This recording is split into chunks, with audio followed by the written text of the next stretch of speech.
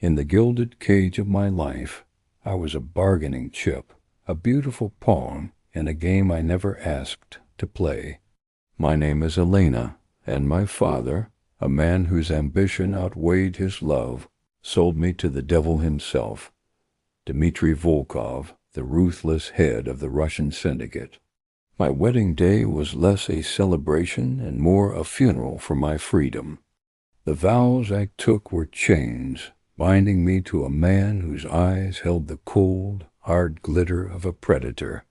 Dmitri's mansion was a fortress of marble and shadows, a testament to his power and a prison for his new bride.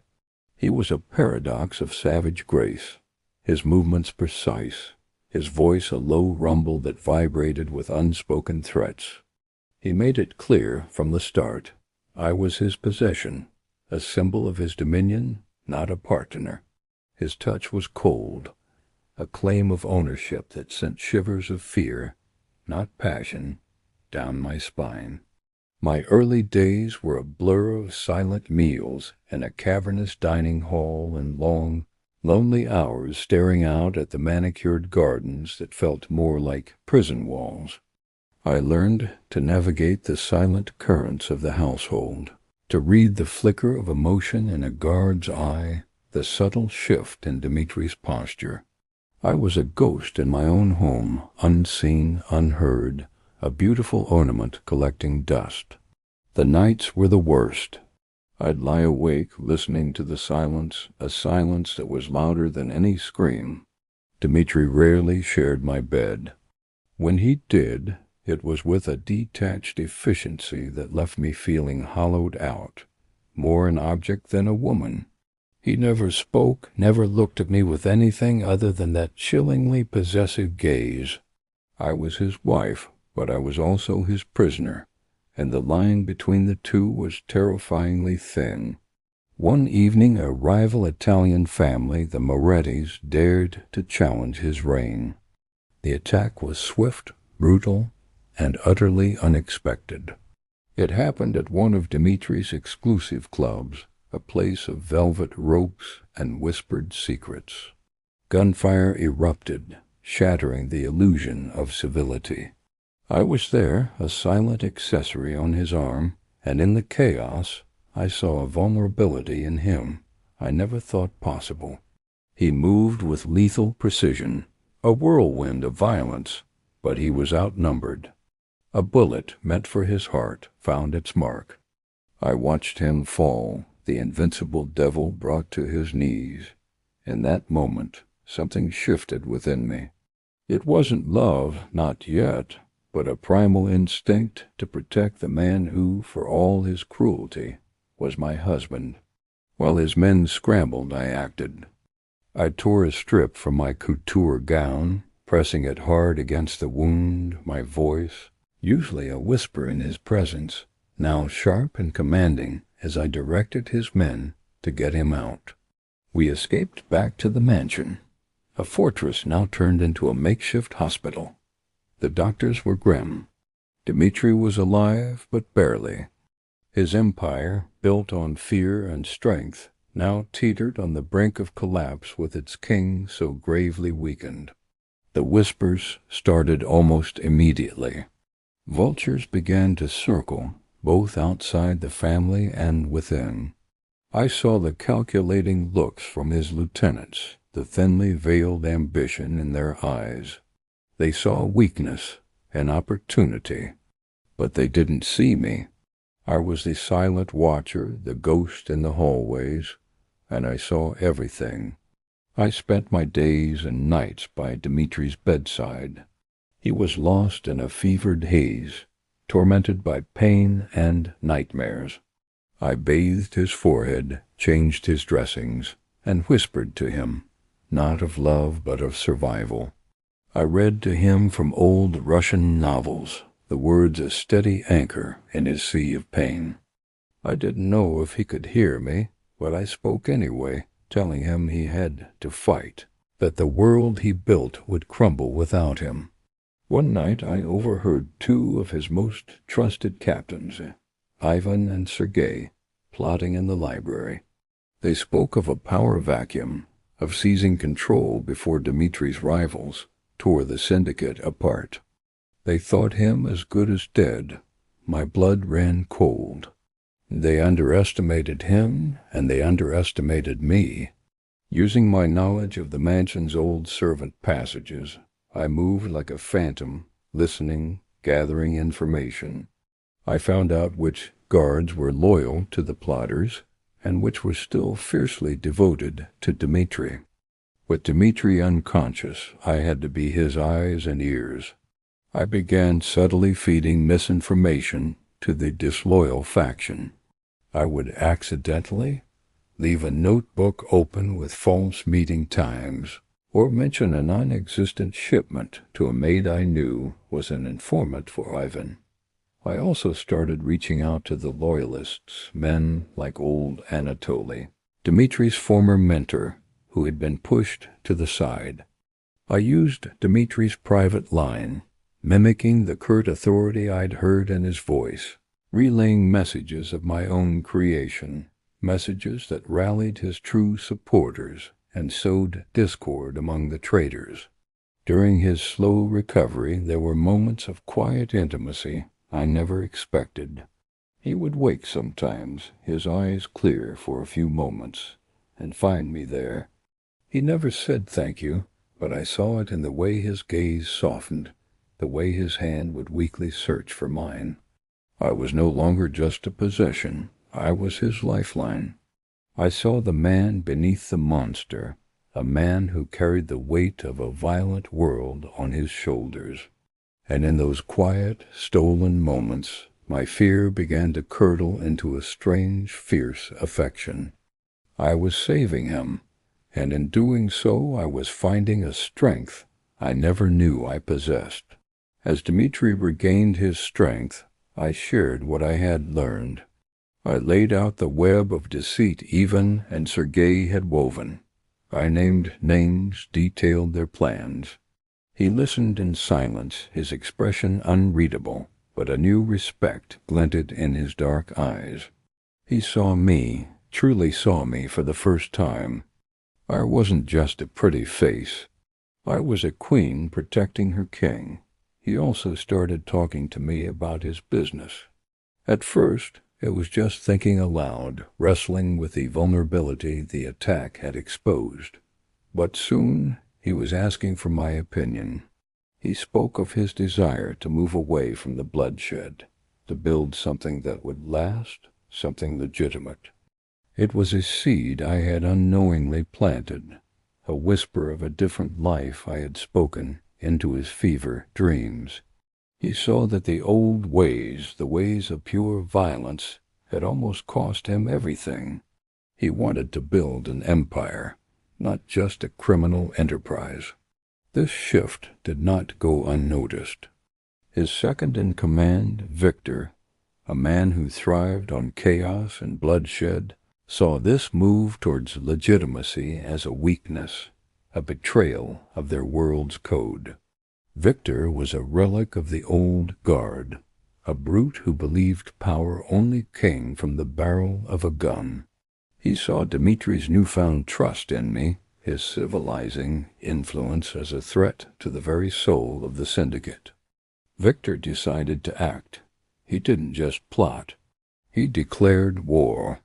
He rallied the more traditional, ruthless elements of the syndicate, framing Dimitri's recovery and new direction as a sign of irreversible weakness. The first strike was an ambush on a convoy carrying funds for one of Dimitri's new, legitimate real estate ventures. It was a bloody message. The civil war had begun. The mansion became a war room. The tension was a physical presence, thick and suffocating. But this time I wasn't on the sidelines. I sat beside Dimitri at the strategy table.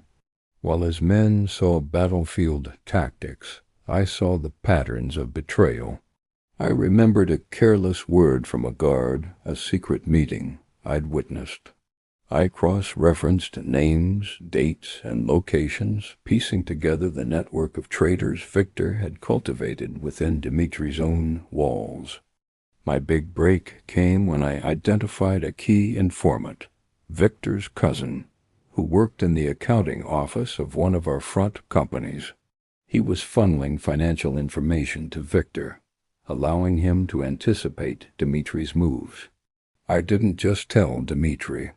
I showed him the proof, the doctored ledgers and secret bank transfers I had uncovered. My loyalty wasn't a matter of vows anymore. It was proven in action. I was his most valuable asset, his secret weapon. In the midst of this internal war, our bond deepened into something raw and undeniable. The danger stripped away all pretenses. We found solace in each other. One night, after a particularly brutal firefight that cost us 2 loyal men, he came to our room, the weight of it all crushing him. He didn't speak. He just pulled me into his arms and held me, his body trembling slightly. In that embrace I felt his fear, his exhaustion, his humanity. I held him back, offering the silent comfort he couldn't ask for. It wasn't just about survival anymore. It was about us.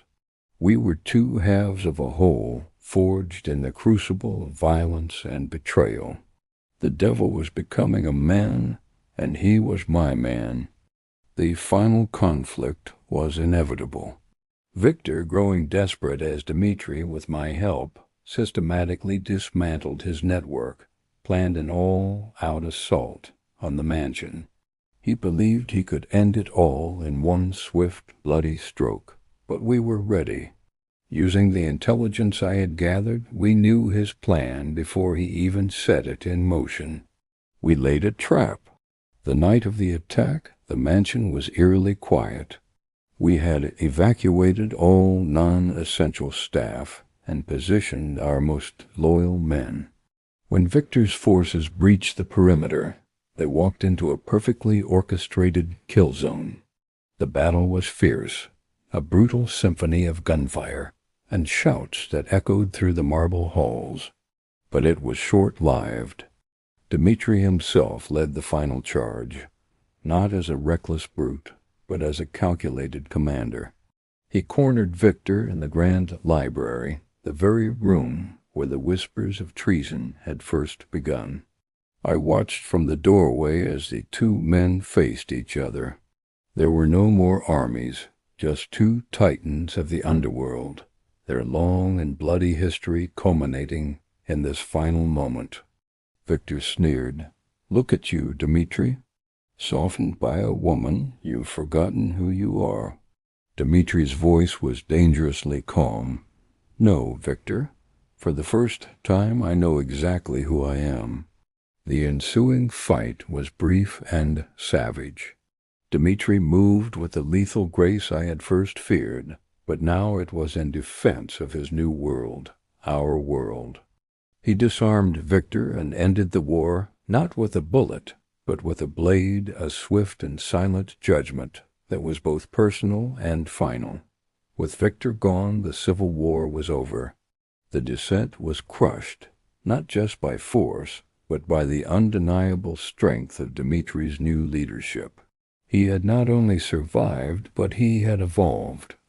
The syndicate began a radical transformation.